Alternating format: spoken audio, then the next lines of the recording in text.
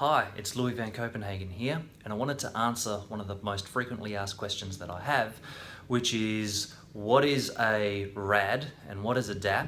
How do these aged care fees work?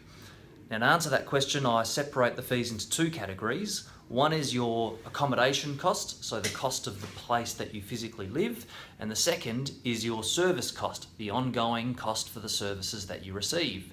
Now, this question about RADs and DAPs is only to do with your accommodation cost. It's not to do with the ongoing services or care that you receive. So as far as an ongoing cost goes, every aged care facility is going to give you a quote for an entry cost or a RAD or a refundable accommodation cost. For example, it might be $500,000. In other examples, it might be more than that. It might be $1 million or more. It just depends on where you choose to live. So you've always got two choices of payments. One is to pay the full amount of the upfront RAD that they're asking for. And if we use an example of $500,000, if you've got $500,000, then that's great. You can pay that up front. At the end of your stay in aged care, then that amount is refunded back to you or your estate.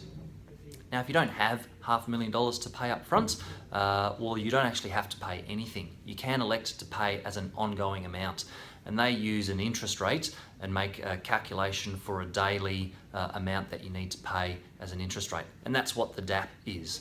DAP stands for daily accommodation payments, and they will add that to your ongoing costs. So if you've been asked to pay $500,000 up front, but you've paid nothing, then they will calculate interest on whatever you haven't paid.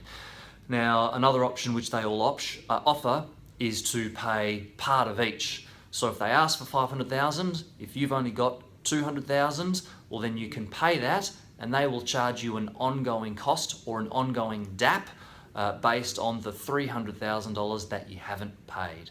And that's a quick explanation of how the RAD and the DAP works for accommodation fees. I'll catch you next time. I'm Louis van Copenhagen.